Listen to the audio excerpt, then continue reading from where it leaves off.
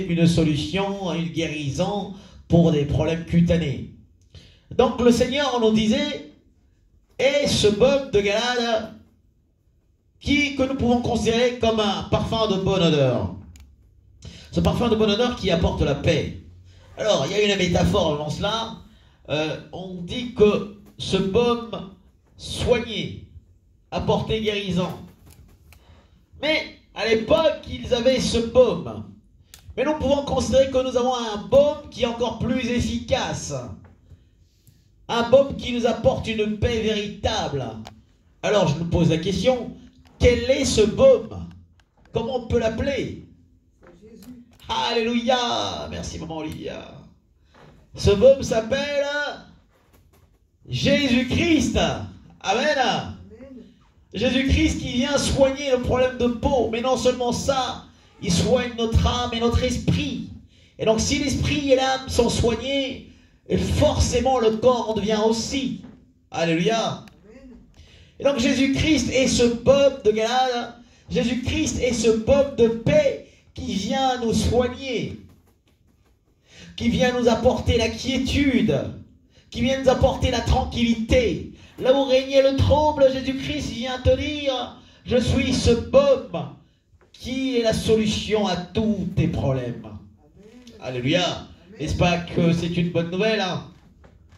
Nous avons un baume qui ne périt pas. Nous avons un baume qui n'a pas de date de péremption.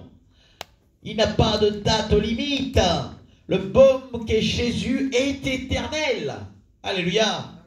Le baume qu'est Jésus a un parfum de bonne odeur qui est agréable pour nous, pour que nous puissions garder cette assurance, garder cette tranquillité. Alléluia. Qu'est-ce qu'il est bon ce Christ. Nous allons nous souvenir qu'à l'époque, c'est vrai que je parlais tantôt de Joseph tout à l'heure, lorsqu'il était vendu par ses frères, ils avaient justement vendu aux Ismaélites, à ces marchands, leurs frères, et dans leurs marchandises, ils avaient, en tout cas ces Ismaélites en l'occurrence, avaient le baume, entre autres. Alléluia. Nous allons lire dans Genèse 37, verset 25. Donc on est en train de nous parler des Ismaélites, justement. Quand on dit ils virent, on parle des frères de Joseph. Ils virent une caravane d'Ismaélites venant de Galade. Alléluia. Leurs chameaux étaient chargés d'aromates, de baume et de myrrhe qu'ils transportaient en Égypte.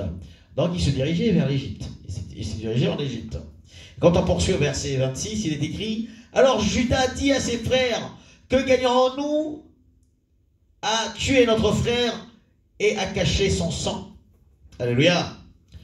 Donc ils avaient dans leur escarcelle, dans leurs marchandises, sur leurs chameaux, ils avaient plusieurs choses. Mais je remarque qu'ils avaient ce baume, puisqu'ils venaient de Galade. Et donc c'est à Galade où se trouvait ce baume. Alléluia. Et donc en fin de compte, ces derniers avaient aussi pris les frères de Joseph avaient aussi pris Joseph avec eux parce qu'ils l'avaient vendu. Donc Joseph était aussi considéré comme une chose de valeur, pour le coup. Alléluia. Et donc le baume-là permettait à certaines personnes de se soigner. Je vais parler d'inaccessibilité. Inaccessibilité, pourquoi? Parce que quand on parle d'endroits rocailleux, d'endroits montagneux, ça n'est pas facile d'accès. Donc c'est ce qui donnait la valeur aussi à la chose. C'est ce qui donnait la valeur au produit. Vu qu'il n'y avait pas de facilité d'accès, donc pour l'avoir, c'était quand même une denrée rare. Je peux prendre par exemple, pour ceux qui sont dans certains coins en Afrique, les pygmées. Les pygmées vont aller chercher du miel sur l'arbre, dans un arbre qui est très très haut. Très très haut. Qui pourrait même mettre en péril leur vie. Et donc ce miel est vendu extrêmement cher. Alléluia. Parce qu'il n'est pas accessible facilement. Et vu la difficulté à laquelle se trouvent ces personnes qui vont chercher ce miel, donc c'est ce qui va donner sa valeur. Comme c'est un miel qui est très haut, qui est perché haut au niveau de cet arbre, et donc une fois qu'ils vont justement cueillir, façon de dire, ce miel, récupérer ce miel, il aura une grande valeur. Donc il est de même pour les choses qui ne sont pas facilement accessibles. Elles ont une valeur marchande qui est chère. Et donc ce baume avait une valeur marchande qui était plutôt chère, qu'on peut considérer au vu de l'inaccessibilité parfois pour prendre ce baume. Alléluia. Donc Jésus-Christ, lui qui est notre baume, qui a plus de valeur que ce baume. Mais la différence entre le baume et Jésus-Christ, c'est que Jésus-Christ est facile d'accès pour nous. Il est en nous, alléluia, par son esprit. Donc lui qui est plus valeureux que ce baume, mais un avantage qui est certain, c'est qu'il est accessible. Alléluia. Jésus-Christ est accessible. Il est ce baume de paix qui est facile d'accès pour toi et moi. Mais quelle grâce. Alléluia. Quelle grâce, bien-aimé. Quelle est cette grâce où Dieu vient nous dire, mais t'as vu à l'époque, c'était le baume qui soignait les problèmes cutanés, on va dire par son odeur et tout. On pouvait se l'appliquer. Ça soignait, c'est vrai. Mais moi, aujourd'hui, le baume que je te donne, c'est Jésus-Christ qui te soigne. Non seulement il te soigne ton corps, mais il soigne ton âme et ton esprit. Que demander de plus? Alléluia. Que demander de plus, si ce n'est que de dire merci à notre Dieu pour cette grâce. Alléluia. Pour cette grâce, bien-aimé. On peut aussi se souvenir qu'à l'époque, lorsque Jacob et Israël avaient envoyé ses enfants, il avait envoyé ses enfants voir cette autorité inconnue. Il l'avait envoyé dans ses présents. Il avait aussi mis le baume, entre autres. Alléluia. C'était pour dire que ça avait de la valeur. C'était pour dire que dans ce que j'envoie à cette autorité, j'envoie tout ce qu'il y a de bon. Amen. Ce n'est pas moi qui le dis, c'est la Bible. Nous allons lire dans Genèse 43, verset 11. Je fais partie, en tout cas, de ce lot de marchandises, de ses présents, de ce que avait prévu Jacob pour cette autorité qui n'était que son fils, qu'il ne savait pas. Alléluia. Donc c'est pour nous rappeler que ça avait de la valeur. Mais Christ qui est venu payer le prix à la croix du calvaire, te dit que moi je suis le véritable baume. Le baume de paix que j'applique en toi. Ce baume de paix qui vient s'appliquer en toi pour te donner, en tout cas, cette quiétude, cette confiance, cette paix véritable.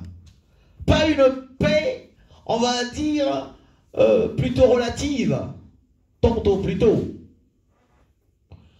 Mais c'est une paix qui est véritable, elle est absolue. Alléluia. Une paix absolue que Christ vient nous apporter en nous appliquant ce baume qu'il est lui-même. Parce que très souvent, nous avons tendance à nous inquiéter. Très souvent, nous avons tendance à paniquer lorsque les choses vont pas bien. Quand on a du mal à voir certaines choses, ou même on se dit « Ah, j'ai fauté, et comme j'ai fauté, je suis souillé, et donc je suis en panique, et voilà que je ne suis plus bien. » Et donc là, on perd cette paix. Parce que le diable, ce qu'il veut, c'est qu'on puisse culpabiliser. Alléluia. Le diable veut qu'on puisse culpabiliser lorsque nous péchons, que nous puissions nous rappeler de cela. Maintenant, j'ai une question à nous poser.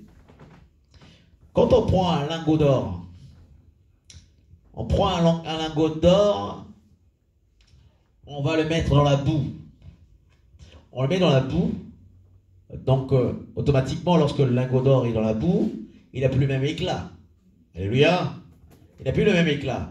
Donc, comme le lingot d'or est dans la boue, il n'a plus le même éclat. Est-ce que ce lingot d'or a perdu sa valeur? Ah, c'est une bonne réponse, ça. Il n'a pas perdu sa valeur. Mais pourquoi? Parce que son essence, c'est l'or. C'est une bonne réponse aussi. Effectivement, ce lingot d'or se retrouve souillé par la boue. Mais si on prend de l'eau, on nettoie ce lingot d'or, il ne sera plus souillé. Mais même souillé, il aura toujours la même valeur. Même souillé, le lingot d'or aura toujours la même valeur. Il suffit de passer de l'eau dessus pour que ce lingot puisse retrouver son éclat, puisse retrouver en tout cas sa valeur. C'est comme nous, bien-aimés, lorsque nous péchons, nous sommes souillés. Alléluia. Nous sommes souillés. Mais ce n'est pas pour ça que nous perdons notre valeur auprès de Dieu. Amen. Nous devons aller chercher la face de Dieu pour ne plus être souillés. Mais même quand on est souillé, nous avons toujours la même valeur. Amen. Et donc l'ennemi veut mettre en nous le doute pour dire que nous avons perdu notre valeur, comme nous sommes souillés maintenant. Non, nous avons toujours la même valeur. Mais nous devons aller chercher cette eau qui est la parole de Dieu pour que nous puissions plus être souillés. Parce que ce qui se passe, c'est que quand on se sent souillé, on perd cette quiétude, on perd cette paix. Parce que le diable nous rappelle ce qu'on a fait, nous rappelle notre péché. Parce que c'est l'accusateur. Et donc, il veut enlever en nous la paix. Et lorsqu'il enlève en nous la paix, on commence à douter. Et quand on doute, bien aimé, nous devenons automatiquement, bien aimé, vulnérables. Et on nous rappelle que le doute est l'ennemi de la foi. Et comme l'ennemi de la foi est le doute, le diable, qu'est-ce qu'il fait? Eh bien, il installe le doute en nous. Alléluia. Le diable installe le doute en nous pour dire, ah bah t'as fait ça, ceci, ah bah tiens, tu n'es pas bon. Ah, comme t'es souillé, bah t'as perdu ta valeur. C'est comme pour ce lingot d'or. Même souillé, même avec de la boue, il a toujours la même valeur. Il suffit de passer ce lingot d'or dans l'eau, le nettoyer pour qu'il retrouve son éclat. Alléluia. Et donc lorsqu'il retrouve son éclat, eh ben il a retrouvé sa valeur marchande. Il est de même pour nous, bien aimés, on n'a pas perdu notre valeur lorsqu'on est souillé. Parce que Christ a payé le prix pour nous, pour que nous soyons sauvés. Donc nous sommes valeureux. Alléluia. Et donc même si on a péché, quand on se repent, on vient demander pardon à notre Dieu, automatiquement cette souillure s'en va. Et là, comme on parlait de Moïse, bien aimé, très souvent, quand une personne a un éclat, la personne n'a pas toujours conscience de son éclat. Moïse ne savait pas qu'il avait un visage éclatant. Lorsqu'il était allé communiquer avec Dieu, lorsqu'il avait eu cet échange, ce sont les autres qui voyaient son éclat. Amen. Lui ne voyait pas son éclat. Mais ce sont les autres qui voyaient. C'est comme toi et moi, nous n'avons pas conscience de notre valeur. Nous n'avons pas conscience de notre éclat, mais Dieu lui sait. Et les gens autour de nous le savent. Alléluia. Et voilà pourquoi ce que Dieu est en train de nous rappeler que lui est le baume de Galate, le véritable baume qui nous apporte cette quiétude, cette paix, parce qu'il est un parfum de bonne odeur pour nous. Il est un parfum de bonne odeur pour toi et moi. Donc alors, pourquoi est-ce qu'on s'inquiète? Amen. Pourquoi est-ce qu'on s'inquiète? Est-ce que ça vaut la peine de s'inquiéter? Alléluia. Nous allons lire dans Psaume 4, versets 8 à 9, le psalmiste. Le psalmiste, est en train de nous dire, il est en train de dire, oh Seigneur, tu mets dans mon cœur plus de joie qu'ils n'en ont, quand abondent leurs froment et leurs mou. Leurs froment et leurs mou, bien aimés. Donc eux, ils sont censés être en joie, parce que c'est la récolte. Le froment, mou, c'est la récolte, donc c'est très très bien. Ils sont joyeux, ils sont en joie, ils sont dans des moments de liesse. Mais là, le psalmiste est en train de dire, malgré leur joie, toi, Seigneur, tu me donnes plus de paix qu'ils n'en ont, malgré tout ce qu'ils peuvent avoir. Alléluia. Une paix véritable, c'est pas une paix qui est fictive, c'est pas une paix qui est passagère, ce n'est pas un semblant, c'est une paix véritable que le Seigneur nous apporte lui-même, parce que nous avons pris conscience que nous sommes en sécurité. Alléluia. Lorsqu'on a Dieu avec nous, nous sommes en sécurité. Le psalmiste le sait, il le savait. Il disait qu'il est en sécurité dans sa demeure. Parce que Dieu est avec lui. Et comme il se sentait en sécurité, en sécurité, automatiquement la paix était en lui. Amen. Automatiquement la paix était en lui. La paix était en lui, pourquoi? Parce qu'il savait que Dieu avait sécurisé sa vie. Malgré l'adversité, malgré toutes les attaques, Dieu était avec lui. Et donc cela automatiquement lui conférait cette paix, lui donnait cette paix. Alléluia. Dieu est avec nous, bien-aimés, et voilà pourquoi ce qu'il est en train de nous dire encore ce soir. Mais pourquoi t'inquiètes-tu? Alléluia. Pourquoi nous nous inquiétons? Parce que l'ennemi, ce qu'il veut, c'est qu'on puisse perdre la paix. Puisqu'on est dans le doute. Puisqu'on commence même à remettre en question notre foi. À remettre en question la véracité de ce que nous avons entendu par la parole de Dieu. En l'occurrence, celle qui sort de la Bible. Et donc l'ennemi, il se dit, bon, voilà que je peux m'y gouffrer. Me créer un chemin. La personne, elle devient vulnérable. Donc c'est le moment pour moi d'aller semer le trouble dans sa vie. Dieu est en train de te dire que Jésus-Christ est venu pour t'apporter la paix. Parce qu'il a payé le prix. Il a dit à la croix que tout est accompli. Pourquoi t'inquiètes-tu? Il nous rappelle que nous devons venir à lui, avec nos fardeaux. Amen. Les déposer au pied de la croix. Parce qu'il a dit, venez à moi vous qui êtes fatigués et chargés, pour que je vous donne encore plus de travail, c'est ça? Qui nous donne quoi alors? Amen. Pour qu'il nous donne du repos. Venez à moi vous qui êtes fatigués et chargés. Venez à moi vous qui avez besoin de repos. Je vous allégerai. Alléluia. Que le Seigneur bénisse notre papa Paul, malgré la fatigue de la dialyse. Qu'il continue à demeurer dans cette heure parfaite. Je me disais tout à l'heure, lorsqu'on était en train de prier, je dis, Seigneur, souviens-toi de cet homme. On ne peut pas se plaindre quand on voit cela. Alléluia. Notre pasteur me dit souvent que c'est un don. La foi est un don. Amen. Et je voudrais aussi avoir ce don. Parce que bien souvent, quand on est fatigué, quand on est diminué, nous pensons à nous d'abord avant tout. Donc que Dieu te bénisse et encore merci de me donner cette opportunité d'être ici. Nous le répétons souvent, mais c'est vrai. Vous savez, nous n'avons qu'à regarder autour de nous, il y a bien de personnes qui souffrent moins que ça, mais qui se trouvent toutes les excuses du monde pour ne pas travailler. Alléluia. Que ce soit le travail de Dieu ou autre, ces personnes se lamentent souvent.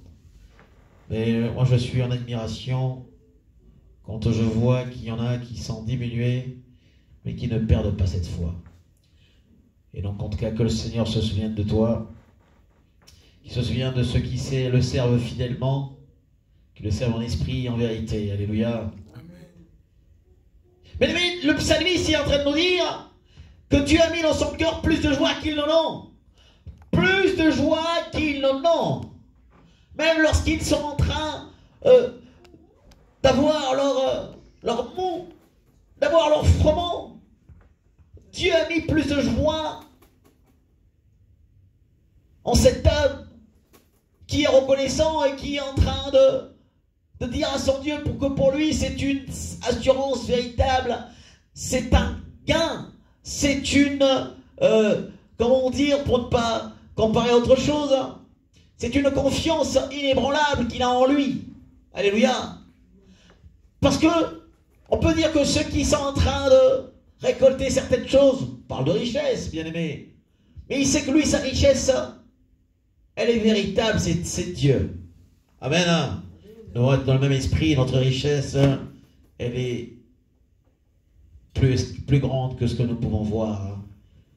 Même quand on voit ces personnes être dans des conditions matérielles un peu meilleures que les nôtres, on va dire de belles voitures, de belles maisons, avoir un train de vie plutôt agréable sur le plan financier, le plan matériel. Bien aimés, savons-nous comment ces personnes dorment? Je ne dis pas que tout le monde est pareil, parce qu'il y a des bénédictions qui viennent de Dieu. Nous, chrétiens, nous devons enlever dans nos têtes que toute personne qui réussit est forcément l'ami de l'ennemi. Alléluia. Mais non, il y a des gens qui réussissent qui appartiennent à Dieu. Amen. Donc toi et moi, nous avons aussi cette grâce de pouvoir, quand je parle de réussite, je parle du matériel. Mais la plus grande réussite, c'est celle de l'esprit, du salut. Alléluia. Parce que tout ce qui est ici est éphémère. En commençant par nous-mêmes. Nous ne sommes pas éternels. Alléluia. Et donc nous devons garder cette paix en notre Dieu. Comme il a rappelé ici le psalmiste. Une paix véritable. Que Dieu seul procure. Même quand on pense ne pas avoir grand-chose, mais Dieu nous donne cette paix. Alléluia. On doit se souvenir que Paul disait au Seigneur qu'il sait vivre dans l'abondance et dans la disette. Il avait toujours la même paix. Alléluia. Il avait la même paix, bien-aimé. Et donc toi et moi, nous devons savoir que Christ est en nous, par son esprit. Il vient nous dire de ne plus nous inquiéter, de ne plus prendre peur. Parce que lui, il défend le combat visible et... Alléluia. Les combats que Dieu mène pour nous sont visibles et invisibles. Et donc, pourquoi avoir peur, avoir des craintes? Même lorsque nos yeux voient, même lorsque nos oreilles entendent des choses qui ne sont pas agréables, des choses qui viennent pour mettre en nous le doute. Nous allons dire que nous ne vivons pas dans la réalité, mais nous vivons dans la vérité. La vérité, c'est Dieu qui la détient, parce qu'elle est esprit. Alléluia. Et donc, on ne doit pas perdre sa paix. On ne doit pas perdre cette confiance en notre Dieu. Combien même quand l'ennemi vient en mettre en nous le trouble, le doute. Vous savez, j'ai reçu un appel tout à l'heure. Nous devons grandir dans la foi, nous devons grandir. J'ai reçu un appel tout à l'heure d'un de mes créanciers me disant, monsieur, vous avez du retard sur votre... Oh, Seigneur. On doit grandir.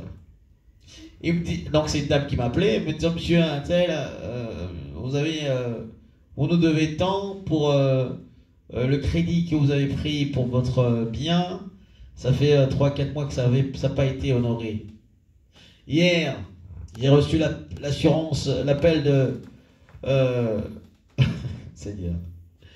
J'ai reçu l'appel aussi d'un créancier me disant, monsieur, vous nous devez tant. Non, c'était la semaine dernière, hein, c'était vendredi, je crois. J'ai reçu ça. Aujourd'hui, j'ai reçu cet appel. J'ai reçu encore un autre truc. En fait, moi, le problème, c'est que mes comptes ne les regardent pas toujours, donc j'avais pas pris conscience qu'il y avait peut-être des choses qui n'avaient pas été honorées. Et donc, ça fait ça, plus ça, plus ça. Ça fait de fortes sommes. Quand je dis de fortes sommes, c'est vraiment de fortes sommes. Et là, je me dis, mais Seigneur, mais comment vais-je faire? Alléluia. Amen. Donc c'est ce qui vient nous enlever la paix. Après je dis non, franchement, je ne veux pas perdre ma paix parce que j'ai dit Seigneur, tu t'en charges. Alléluia. Mais oui, parce que sinon on va commencer à penser à ça en cogite. On dit mais comment vais-je faire? J'ai ça à payer, j'ai ça à payer, j'ai ça à payer. Comment vais-je faire? J'ai dit au Seigneur, tu t'en occupes. Moi c'est bon. Parce que l'ennemi, ce qu'il veut, c'est nous enlever la paix. Ôter notre paix. Pourquoi? Quand on apprend des nouvelles comme ça, on se met à paniquer tout de suite. Ah, je vais faire comment là? Il faut que je trouve ça, il faut que je trouve ça, il faut que je trouve ça. Et en plus, il y a le courrier qui va avec. Il y a le courrier qui accompagne l'appel. Dès qu'elle m'a appelé cette dame, j'avais pas fini, je lui ai dit, je peux pas, il faut que je vous rappelle. Et j'ai eu le mail l'instant d'après, pour qu'il y ait une trace. Donc on se dit, bon ben là, il y a encore une dette supplémentaire, il y a encore une... Je me dis, Seigneur. Mais après on dit au Seigneur, non, moi je ne vais pas perdre ma paix. Je sais que toi tu es un Dieu fidèle. Tu défends ma cause. Donc je te laisse t'en occuper. Ah oui, oui. J'ai plus envie de perdre la paix parce que tout de suite on a mal à la tête. On se dit mais pourquoi, comment on va faire? Il faut que je remue ciel et terre. Non, non, non, Seigneur, tu t'en charges. Amen. C'est un acte de foi. Ah, je vous parle là, oui, je ne vais pas commencer à détailler parce que sinon on en a pour la soirée. Et j'ai des créanciers qui m'ont appelé, qui m'ont envoyé des courriers pour dire... Et en plus, comme si c'était tout spatialement, hein. C'est comme si c'était tout. Mais ça, tout arrive en même temps. Hein. C'est pour dire l'ennemi, c'est le coup de massue. Il ne fait pas les choses à moitié. Donc là, c'est le coup de massue. Il dit, bon voilà, on va t'achever comme il faut. Tout d'un coup, comme ça, tu ne te relèves plus. J'ai dit au diable, c'est un menteur. J'ai dit, Satan, tu es un menteur. Je ne veux pas penser à ça parce que je sais que moi, j'ai la solution, c'est Christ. Alléluia. C'est lui le vrai Bob qui me donne la paix. Donc j'ai dit à Satan, il est un menteur. Je ne peux pas perdre ma foi, je ne peux pas perdre ma paix, parce que justement on me dit qu'il y a ceci, cela, qu'il n'y a pas. J'ai dit, Seigneur, non, je sais que toi tu t'en occupes. Et je sais que Dieu a déjà fait. Amen. Alléluia. C'est un acte de foi. Dieu a fait. Amen. Quelle que soit la manière, c'est le Seigneur qui a fait. Amen. Amen. Pourquoi? Parce que ces choses-là sont aussi là pour nous faire grandir. Dans notre marche avec Dieu. Quand on s'abandonne au Seigneur, quand on s'abandonne véritablement à Dieu, moi je suis petit, pas que par la taille. Je suis petit, je suis limité. Mais Dieu n'est pas limité. Amen. Moi, ma main elle est courte. La main de Dieu n'est pas courte. Amen. Elle est infiniment grande. Elle est infiniment grande. Moi la mienne, je peux pas faire ça. Dieu lui c'est plus que Gogo Gadget. Alléluia. On a eu Gogo Gadget, mais Dieu c'est bien plus. Lui c'est jusqu'à l'infini. Non, j'ai dit au Seigneur, moi ma main elle est courte, la tienne elle n'est pas courte. Donc je sais que tu as déjà solutionné ça. Moi c'est bon, je ne vais pas me prendre la tête.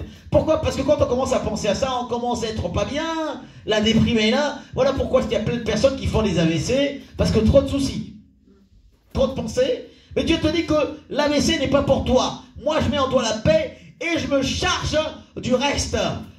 Toi ce que tu fais, c'est de chercher premièrement d'abord le royaume des cieux et sa justice. Alléluia. Amen. On cherche la face de Dieu. Et bien Dieu il s'occupe du reste. Comme on dit en lingala, c'est le Seigneur dont je suis fier. Lui il défend ma cause. Ah, il défend ma cause, donc moi Seigneur, je n'ai rien à faire. Tu t'en charges. Moi je fais ma part, toi fais la tienne. Amen. Ah oui, il faut savoir parler à notre Seigneur. Et Seigneur, souviens-toi d'eux. Rappelle au Seigneur ce que... Seigneur, souviens-toi d'eux. Tu vas me laisser comme ça? Souviens-toi d'eux, Seigneur, de ce que j'ai fait. Souviens-toi d'eux. Je me suis mis en insécurité pour ton œuvre. Souviens-toi d'eux. Et quand même si on le dit pas au Seigneur, il s'en souvient. Il a le livre des souvenirs. Alléluia. Ne pas perdre la paix, quelles que soient les mauvaises nouvelles qu'on peut recevoir. Ne pas perdre la paix, quelles que soient les situations qu'on peut traverser, qu'on peut connaître. Demeurer dans la confiance en l'Éternel, parce que lui, il est fidèle. Et que c'est lui qui sait défendre nos intérêts, bien plus que nous-mêmes. Lui faire confiance, lui, il sait agir autant marqué par lui, selon ses desseins. Et lorsque le Seigneur agit, prend les choses en main, il les fait très très bien. Et il sait nous surprendre. Alléluia. Ouais. Dieu sait nous surprendre. Je l'avais dit ici, je vais encore le redire, j'avais un problème à la maison où ma pompe à chaleur ne fonctionnait plus, elle était à l'arrêt, j'avais un gros souci. Et en sortant de l'église ici, j'avais fait une petite action de grâce. Je pensais même plus aux soucis que j'avais, au dysfonctionnement de la pompe à chaleur. La pompe à chaleur, c'est ce qui apporte le chauffage, l'eau chaude dans la maison. Donc imaginons pendant l'hiver, si la pompe à chaleur ne fonctionne pas, on n'a pas de chauffage, on n'a pas d'eau chaude. Autant dire que c'est un peu compliqué. Et en partant de l'église, je suis arrivé à la maison et j'entends quelque chose tourner. Alors que j'avais mis à l'arrêt les disjoncteurs et tout. La pompe à chaleur était repartie. Alléluia. Ah oui, c'est une vérité. La pompe à chaleur était repartie, elle a refonctionné. Je n'ai rien fait, je n'avais rien fait. Juste en faisant une petite action de grâce, le Seigneur avait remis en service ce qui était censé être en panne. Dieu est bon. Amen. Ne nous décourageons pas, continuons à espérer en ce Dieu. Continuons à regarder en lui, parce que lui, il nous rappelle encore ce soir qu'il est le baume de Galate, ce parfum de bonne odeur pour notre paix véritable. Alléluia. Nous allons nous lever pour prier, rendre grâce à Dieu pour ce moment. Nous allons remercier notre Seigneur car il nous a encore bénis. Bénis ce soir. Alléluia.